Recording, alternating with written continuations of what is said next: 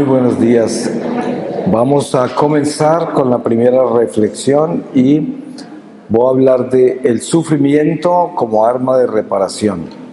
Y voy a pedirle al Espíritu Santo su palabra y les voy a leer a ustedes de la segunda carta de San Pablo a los Corintios, en el capítulo 11, desde el versículo 7. Rectitud con que predica el Evangelio. ¿Acaso cometí pecado cuando, rebajándome yo para ensalzaros a vosotros, os prediqué gratis el Evangelio de Dios? Despojé a otras iglesias aceptando que cubrieran mis necesidades para serviros a vosotros, y estando entre vosotros y hallándome necesitado, no fui gravoso a nadie, pues fueron los hermanos llegados de Macedonia quienes remediaron mi necesidad, y en todo me cuidé mucho y me cuidaré de seros gravoso. Por la verdad de Cristo que está en mí, os aseguro que esta gloria no me será arrebatada en las regiones de Acaya. ¿Por qué? ¿Porque no os amo? Dios lo sabe, y lo que hago lo seguiré haciendo para quitar toda ocasión a los que buscan un pretexto para gloriarse de ser considerados iguales a nosotros. Porque estos son unos falsos apóstoles, unos obreros engañosos que se disfrazan de apóstoles de Cristo. Y nada tiene de extraño, pues el mismo Satanás se transforma en ángel de luz. Por tanto, no es algo extraordinario que también sus ministros se transfiguren en ministros de justicia. Su final será según sus obras. Palabra de Dios. Pues todos conocemos esto y sabemos que en la iglesia hay muchos falsos apóstoles. Hay mucha gente que está simplemente por el dinero, por la fama, y hacen de la iglesia casi como una profesión, ¿no? Es triste, pero siempre ha estado en la iglesia, y la prueba está que el principio de la iglesia con San Pablo ya se está quejando de estas cosas. ¿Cómo será 2000 años después? Nosotros tenemos una relación personal, íntima, con el sufrimiento, porque jamás podremos comparar el sufrimiento del uno con el otro, porque nadie sabe en qué nivel sufre el otro.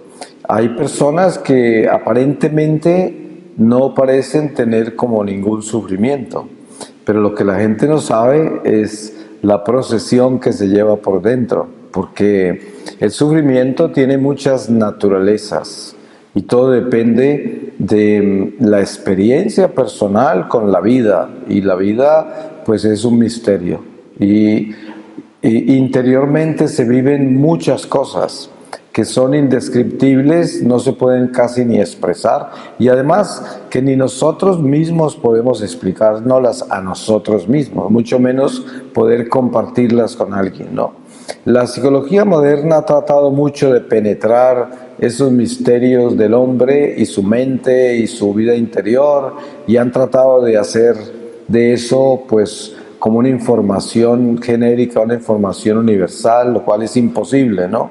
Es una buena ambición, pero es como sacar el manual de cómo educar un hijo, ¿no? Ustedes saben que eso no existe realmente. Cada hijo es un ser totalmente único, y si uno se pusiera a utilizar un manual de cómo educar a los hijos, pues se equivocaría en gran parte, porque cada hijo es un ser único. Dios no se repite, y precisamente una de las gracias más grandes de Dios entre nosotros es su ser creativo. ¿Cómo es posible que yo tengo 3 hijos y son totalmente diferentes los 3? Y los padres de familia que hayan aquí presentes podrían testificar eso, ¿no? Por esta razón, por mucho que la ciencia humana trate de crear una fórmula de cómo actuar en cierta forma de acuerdo a lo que le está sucediendo a un ser humano, pues las posibilidades de que estén equivocados son muy grandes. Obviamente que existen muy buenas terapias para ciertas condiciones de salud mental, emocional y para ciertos eventos traumáticos en la vida. Eso lo sabemos que existen y son buenas, pero ya cuando se trata de la existencia misma, de la vida interior del hombre, donde está no solamente la experiencia meramente biológica, psicológica, sino también la experiencia espiritual, entonces esto cambia ya de dimensión, porque cuando entramos en el sufrimiento, entonces el sufrimiento toca dimensiones que ya no están a nuestro alcance de los instintos, de los sentidos y la razón, ya traspasan eso y marcan otras dimensiones. En una oportunidad escuché un testimonio de una mujer alemana que vivió el holocausto de Hitler, ¿no? Y estaba buscando escaparse de Alemania por Holanda y fue arrestada por los nazis y la pusieron en una caseta ahí de la frontera y la violaron no sé cuántos soldados por unos días. Ya después la dieron por muerta y la tiraron hacia el lado de Holanda. Ella sobrevivió. Y cuando yo escuché el testimonio tenía casi 100 años y murió muy poco después de eso. Pero lo más impresionante de su testimonio era cuando ella decía que el Señor le había devuelto su virginidad. Y lo explicaba, ¿no? Cómo era que ella había padecido mucho, pues el trauma de todo lo que vivió en esos 2 días, pero que a medida que ella comenzó a compartir, porque era una mujer católica, siempre muy activa en la iglesia y se vinculó a diferentes parroquias en medio de su caminar por Europa en esos años, y era la posguerra y mucha gente hablaba de estas cosas en la iglesia, entre esos ella. Su testimonio se hizo muy popular y el centro del testimonio fue cómo el sufrimiento llegó a ser su mayor arma de sanación, de liberación, su mayor arma de fortaleza, y cómo mostraba que el sufrimiento con el perdón se convertía en Cristo, era un Cristo vivo, era una cristificación. Y fue muy lindo todo esto porque se podía ver con claridad el gozo de esta mujer, su rostro brillante, sus ojos limpios, una persona que se santificó en medio de semejante tortura tan grande, ¿no? Y entonces yo he descubierto que nosotros vivimos en una civilización que busca la comodidad, la velocidad, la oportunidad y todo eso, el afán de este mundo está dibujado dentro de esos parámetros. Sin darnos cuenta cómo nacemos en esto, pues eso lo tomamos como natural y somos influenciados por esta cultura del consumismo, el materialismo y todos los ismos. Pero en realidad cuando entramos en el mundo espiritual y comenzamos a establecer una disciplina en la cual estamos observando muy bien qué es lo que nos influencia, hasta dónde hemos sido seducidos por el mundo, por todos los brazos que tiene esta cultura, esta civilización, y entonces comienza un crecimiento real y sincero para uno establecerse como una persona de Dios y además establecerse en el amor y buscar cómo vivir en ese amor de Dios y cómo desalojar de nuestro corazón todos los estados de desamor que viven por la naturaleza misma del mundo en el que participamos. Y todo esto lleva a algo muy importante, y es que esta civilización enseña que nosotros debemos evitar el sufrimiento. Y ustedes saben que la misma ciencia humana nos dice no tienen que sufrir. Ustedes tienen que evitar el sufrimiento. Si una persona tiene una crisis matrimonial y se va a consultarle a un psicólogo moderno que es ateísta, que pertenece a esta civilización en el gran sentido de la palabra, lo primero que le dice es: sepárese porque usted no tiene por qué sufrir, busque una mejor oportunidad. No hay lugar a la reconciliación, a reconstruir una relación, a perdonar, a tener en cuenta tantos factores que llevan a una crisis, nada de eso. La solución es no sufra. Hay una secta brasilera que no sé si a España llegaría alguna vez, que se llama Pare de Sufrir, que son espiritistas de Brasil y han hecho mucho daño porque han robado mucho y engañado a mucha gente y compran teatros viejos y los llenan de gente. Y todo lo de ellos es mostrarle a la gente que uno puede parar de sufrir. O sea, es una herejía, ¿no? Realmente, porque si eso fuera verdad, entonces el Calvario de Cristo sería una tontería, ¿no? O sea, Cristo se encarnó, fue crucificado, murió por nosotros y fue una payasada, según eso, ¿no? Los mismos protestantes entran en esa herejía porque ustedes, cuando observen muy bien el protestantismo, se dan cuenta que, y todo el cristianismo, las sectas, ellos llegan hasta la última cena y no aparecen en el Calvario, aparecen en la resurrección. Se la saltan el Calvario. Por eso usted nunca encuentra una persona de esas con un crucifijo. Odian el crucifijo, les parece absurdo que uno use un crucifijo o que tenga nada que ver con la cruz, porque Jesús ya pagó por todos nosotros y nosotros no tenemos por qué sufrir. Esto es, pero des en cuenta la herejía tan grande que eso es, porque precisamente el Evangelio nos enseña a nosotros cómo es que nosotros debemos caminar en una imitación de Cristo. ¿Y cómo es que Cristo es el camino? Si Cristo es el camino y lo debemos imitar, pues hay que imitarle todo lo que Él ha hecho, todo lo que Él ha sido, todo lo que Él nos enseñó con su propio testimonio. Y precisamente ese testimonio comienza en la cuna de Belén y termina en el Gólgota. Luego se realiza en su resurrección, pero Él nos muestra el camino del nacimiento en la humildad, en la pequeñez, en la sencillez, en el rechazo de este mundo como es Belén, a la ignominia del Gólgota, donde se es traicionado por sus propios amigos, abandonado por todos, crucificado como una persona maldita en un palo de maldición afuera de los muros del pueblo, y todo eso nos lo muestra. Pero también viene la enseñanza mayor, y es el sufrimiento de esta vida cuando se vive con el amor de Dios y con la conciencia cristiana. Es una purificación, es una reparación, no solamente de nuestros pecados, no solamente de todo el mal que tenemos que reparar cada uno de nosotros, toda la desobediencia en un momento dado que hemos tenido, pero también la iglesia, porque como dice San Pablo, en mí se completan los sufrimientos que faltan por completarse del cuerpo místico del Señor, que es su iglesia. Por lo tanto, nosotros somos reparadores y también reparamos por la iglesia porque somos células vivas del templo de Dios. Y por lo tanto, en nosotros hay una reparación de toda la iglesia. Y por eso oramos por la conversión de todos los pecadores, que es la misión de la iglesia.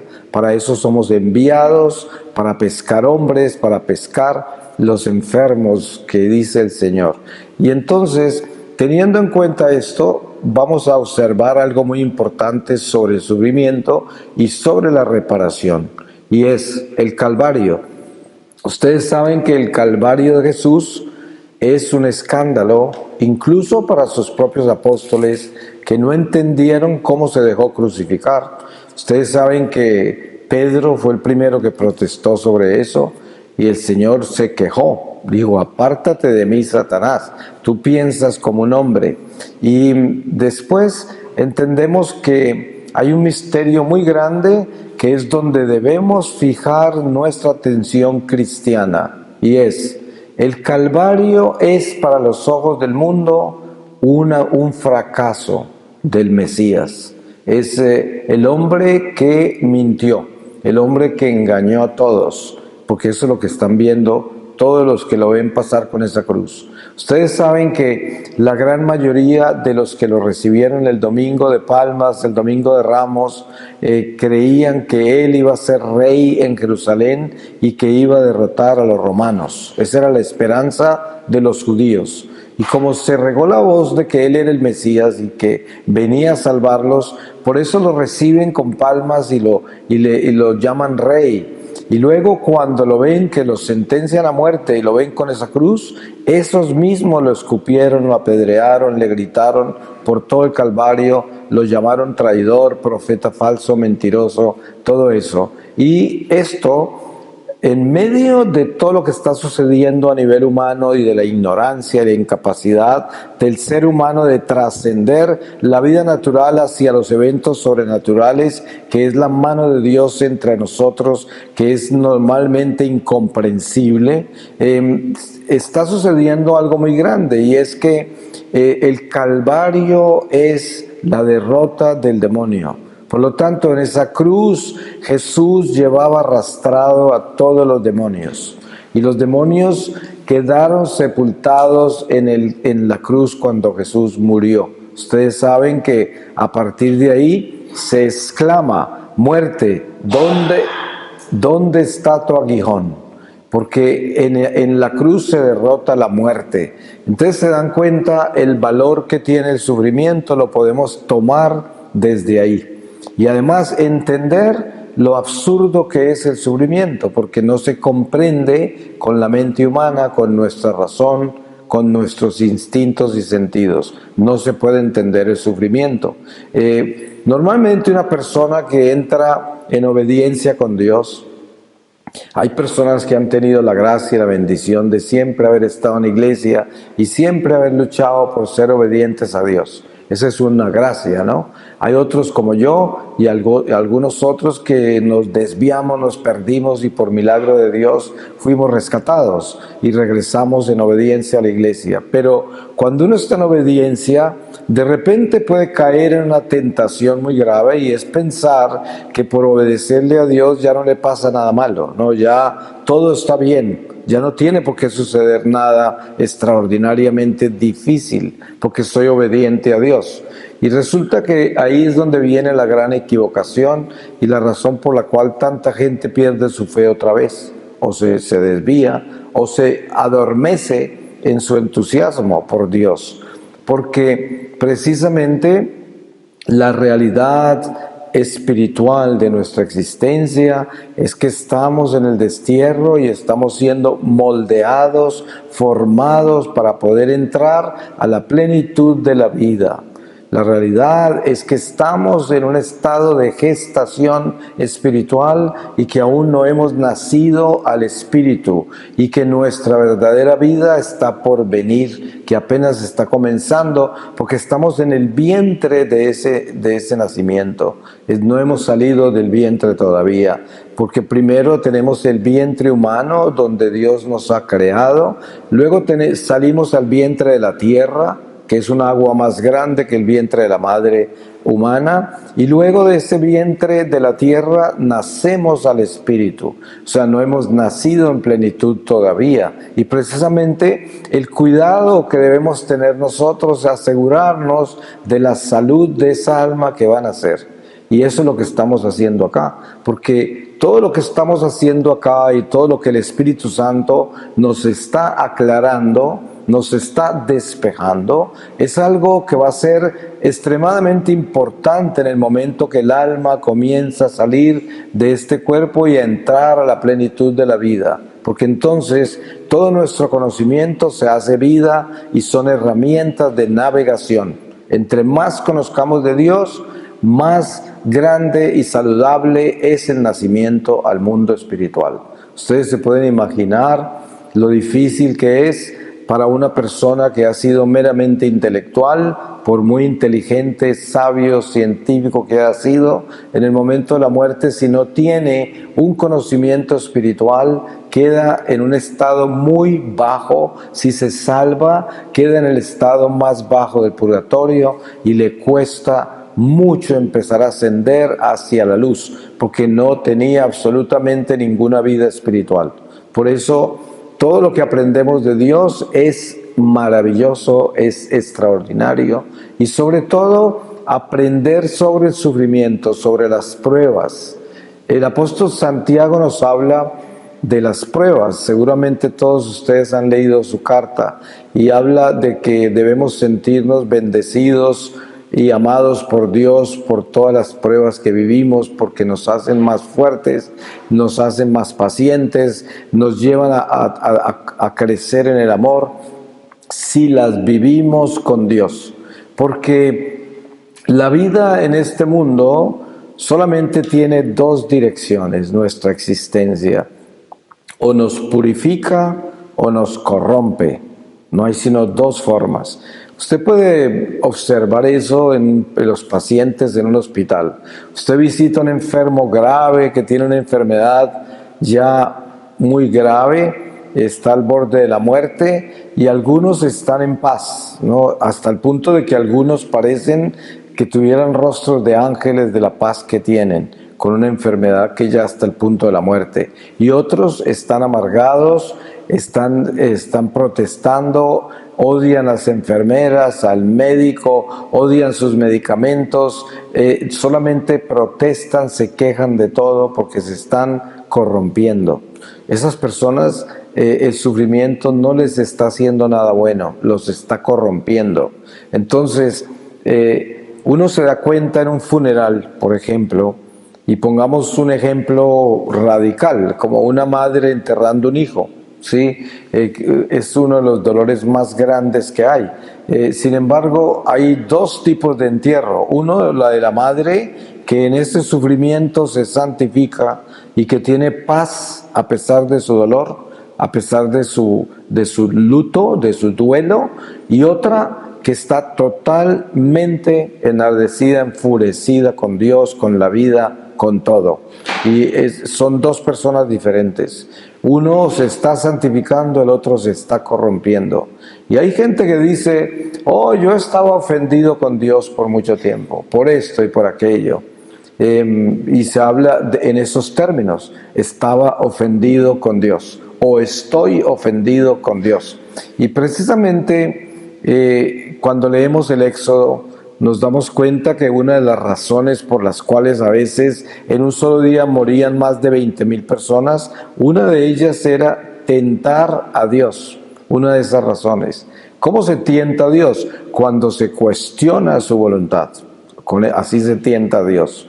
Porque si yo soy un creyente, si he sido bautizado en Jesucristo, he recibido el Espíritu Santo, yo tengo la sabiduría y entiendo siempre la razón de ser.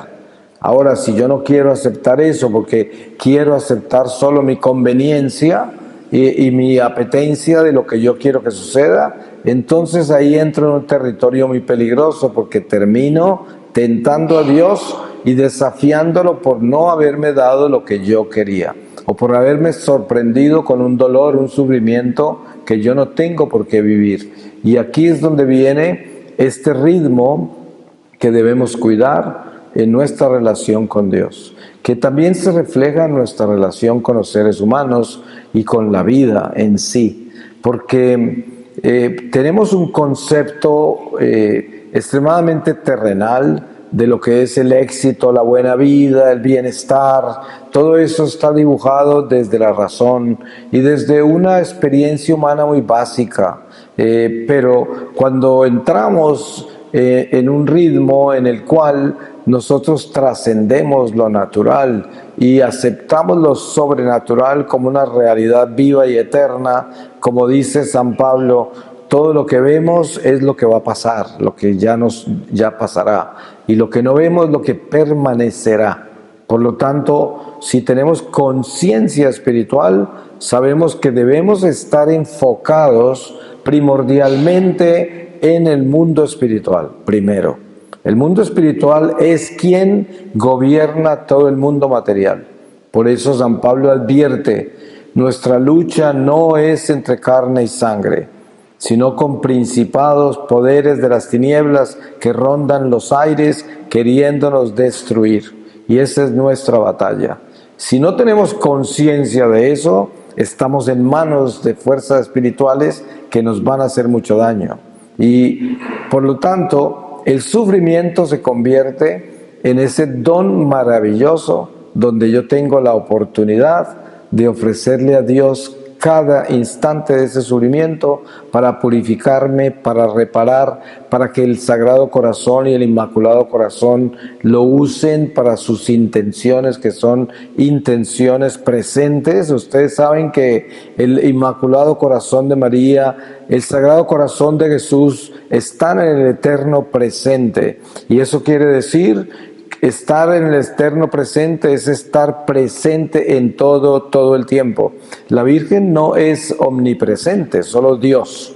Pero en el amor de la Virgen por la humanidad, porque es madre, la madre acude al llanto de sus hijos. Y por eso la madre está presente en el dolor, en el sufrimiento. La prueba está que por revelaciones de los santos, se conoce que la Virgen visita el purgatorio en ciertas fiestas y se lleva muchas almas. O sea, la Madre está pendiente del sufrimiento, tanto de las almas del purgatorio como de todos nosotros, sin ser omnipresente porque es una criatura. Pero Jesús es omnipresente y la Virgen, a través de la omnipresencia de su Hijo, se hace presente en todos nosotros, y por eso es portadora de todas las gracias, entre esas vivir la omnipresencia de su Hijo a través del Sagrado Corazón de Jesús. Nosotros vivimos esa omnipresencia de Jesús por medio de la intercesión.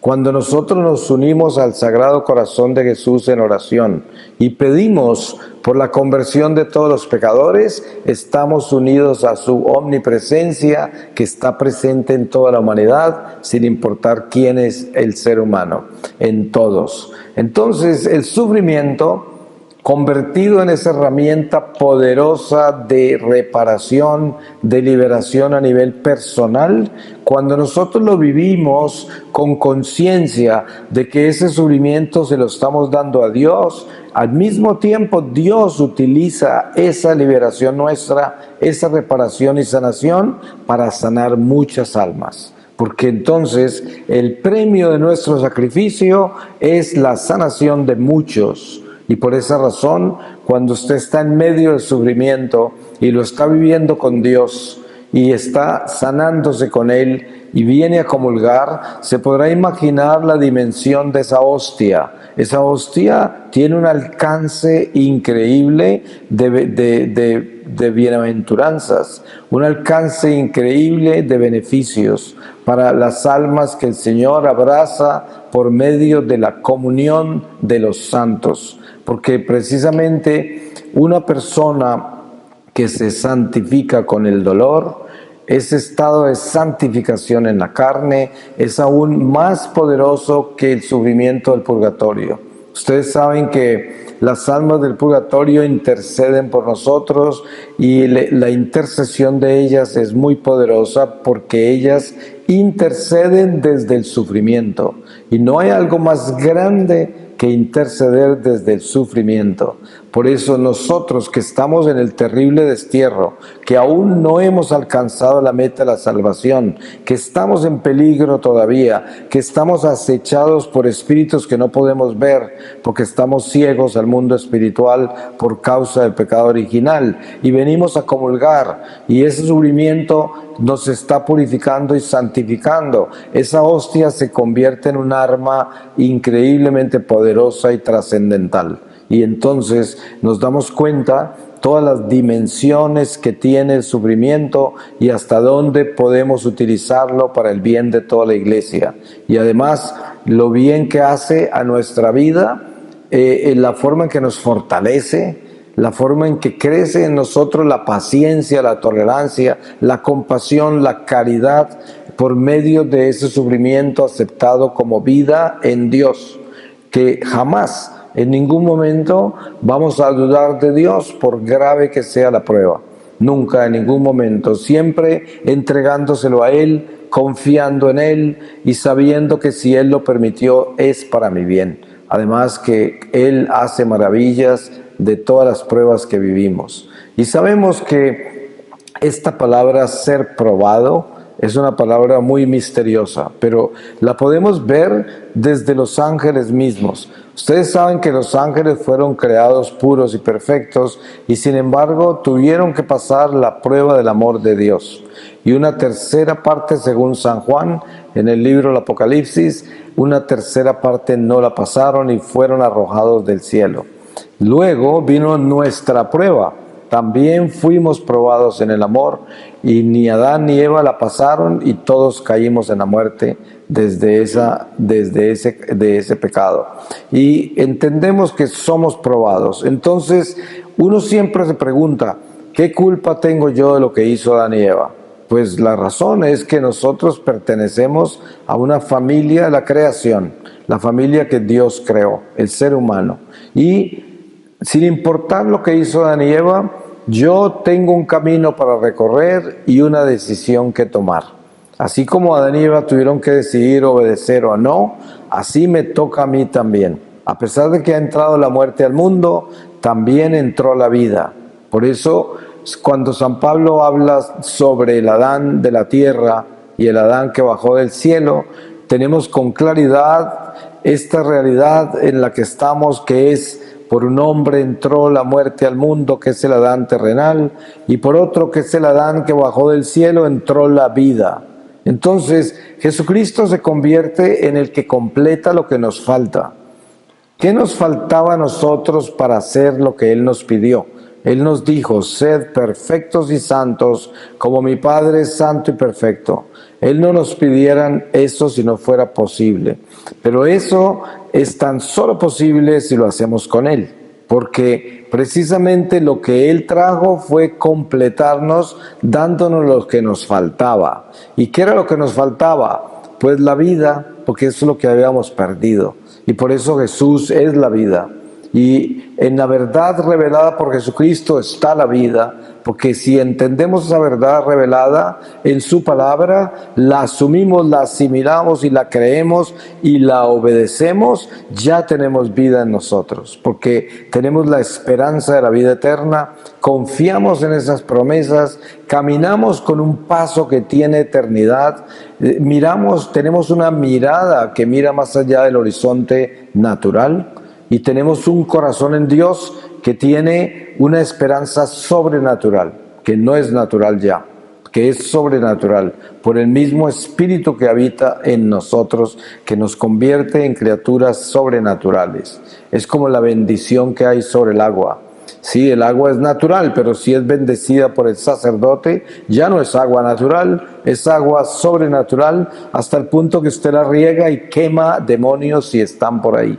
Y nosotros se pueden imaginar que somos criaturas superiores al agua, y cuando recibimos el bautismo somos un fuego que quema no solamente las tinieblas, pero enciende los corazones de los hombres en el amor de Dios, cuando realmente somos fieles a Dios. Y por eso las pruebas nuestras son la oportunidad.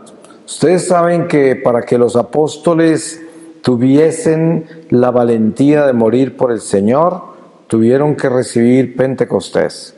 Antes estaban escondidos. Es más, la palabra dice que cuando Jesús se le apareció a los apóstoles, cuando resucitó y entró por una puerta que estaba cerrada, estaban escondidos de miedo de los judíos. Así dice la palabra. Cuando llega Pentecostés y Pedro es empujado por el viento del Espíritu Santo hacia ese balcón y da ese discurso extraordinario que lo dijo en su propio lenguaje y lo entendieron en todas las lenguas, desde ese momento la iglesia se fue a proclamar a Cristo resucitado sin miedo. Y precisamente para nosotros es demasiado importante ese Pentecostés, porque ese Pentecostés es nuestro bautismo y ya lo tenemos. Yo le digo a la gente siempre esto: si nosotros tuviésemos un momento perfecto, podríamos ver las lenguas de fuego que están encima de cada uno de nosotros. Cada uno de nosotros lleva esa lengua de fuego encima, porque se nos ha sido dada. Y precisamente esa lengua de fuego es nuestro testigo. Ustedes saben que los testigos que hay ante Dios son la sangre, el agua y el Espíritu, ¿no? Y precisamente ese Espíritu Santo es el que va a testificar a nuestro favor o en contra en el encuentro con el Señor, porque ese fuego que llevamos encima es nuestro llamado. Es el bautismo en el Espíritu que el Señor nos ha dado para ir. Fuimos enviados con ese Espíritu para encender este mundo con el amor de Dios por donde pasemos. Y no necesariamente es lo que vamos a decir, sino que es que nosotros somos portadores del fuego y el Espíritu Santo se encarga de incendiar todo cuando nosotros verdaderamente lo llevamos y somos fieles a Él. Por eso, como San Francisco de Asís le decía a sus frailes cuando los enviaba, les decía, id, y si es necesario, usad las palabras.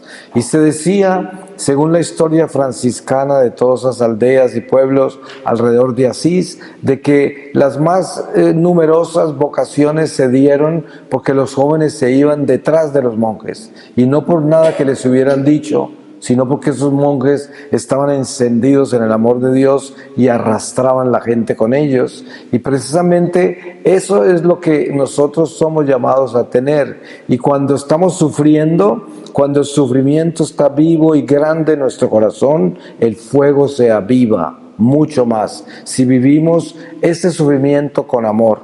Por eso vemos el martirio de los apóstoles, vemos el martirio de los santos a través de los siglos y leemos testimonios extraordinarios como el del San Ignacio de Antioquía, que es un ejemplo clásico de lo que es el martirio y lo que hace el sufrimiento, cómo cristifica al santo. Él lo traen de Antioquía a Roma, que es un viaje largo. Nerón lo condena a ser devorado por los leones y todos los cristianos abogaban por su libertad. Y él les decía, no aboguen por mi libertad. Yo debo ser triturado por los dientes de las bestias para que me convierta en pan de vida como mi Señor. Y precisamente cuando él llega al Coliseo y lo sueltan al frente de los leones y él está vestido de obispo, él sale corriendo cantando salmos hacia los leones y dicen que ese es uno de los días en que más romanos se convirtieron al cristianismo, el día que muere devorado por los leones San Ignacio de Antioquía. Y sabemos que San Ignacio de Antioquía fue el obispo de Antioquía después de San Pedro. Además que dicen que él fue el niño que Jesús puso en su pierna cuando puso como ejemplo que los niños teníamos que ser como niños para entrar al reino de Dios. Estamos hablando de un santo gigantesco, pero al mismo tiempo el ejemplo de lo que es el sufrimiento en Dios. ¿Cómo es que podemos nosotros llegar a un nivel de sufrimiento donde el sufrimiento se convierte en vida y vida en abundancia? Y no solamente para nosotros, porque nos damos cuenta en ese ejemplo de San Ignacio cómo fue la vida para tantos que se convirtieron. Y lo mismo sucede cuando nosotros tenemos la bendición de acompañar a una persona que está sufriendo mucho, y que esa persona es santa, que está santificándose y cada vez le salen palabras más hermosas de sus labios porque está llena de esperanza, porque no le culpa a nadie su sufrimiento, porque se convierte incluso en una persona que aconseja, que acompaña, que representa una cristificación perfecta, porque es Jesús cuando se encuentra con las mujeres santas de Jerusalén que lo vinieron a acompañar y estaban llorando. Y él les dice, no lloren por mí, lloren por sus hijos, lloren por ustedes. Y él, el que debía ser consolado, estaba consolando. Y precisamente ese es el nombre del sufrimiento. El sufrimiento en Cristo se toma desde esa estación donde dice el Señor, no lloren por mí. Y esto es lo que debemos tener. Ustedes saben que la muerte de un padre justo, de una madre justa, de un ser querido justo, en el momento de la muerte, cuando tienen la oportunidad de decir algo, es no lloren por mí, no se preocupen por mí. Esto es lo primero que piden porque saben que están entrando en un estado de libertad, un estado de luz, un estado extraordinario y ya lo pueden sentir. Y por eso saben que no hay necesidad de llorar porque lo que va a suceder es muy bueno. Entonces, este encuentro con un sufrimiento purificador es lo que debemos nosotros estar atentos de abrazar. ¿Cuántas veces? ¿Quién sabe a cada uno de nosotros cuánto tiempo nos falta? No sabemos, porque precisamente uno de los misterios más grandes de nuestra vida es no saber cuándo el Señor nos va a llamar. Y por lo tanto, esa es una enseñanza también, porque es parte de la clase en la que estamos. Una de las lecciones más importantes de aprender es que no tenemos tiempo. Ustedes saben que hay gente que se engaña y piensa que tiene tiempo.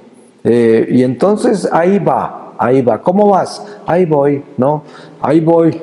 Sí, eso no es una buena forma de vivir, porque no es acerca de ahí voy, sino acerca de cambiar ya. Por eso yo siempre tomo esto, y seguramente que ayer les dije, no me acuerdo, pero sobre San Juan Bautista y el hacha puesta a la raíz. Esto es importante tenerlo claro siempre y escuchar esa palabra. El hacha está puesta a la raíz, y es que así debe ser nuestra vida. Tenemos que cortar el pecado ya y entrar en una santificación, en una cristificación, y aprovechar lo que nos quede, que no sabemos cuánto es, aprovecharlo para caminarlo en santidad. Y sabemos que somos seres vulnerables, estamos totalmente inclinados a cometer graves errores, y la conversión nuestra es todos los días. Pero sin embargo, el caminar buscando a Dios y buscando obedecerle y tener la decisión interior de que eso es lo que queremos hacer, eso es lo que nos santifica.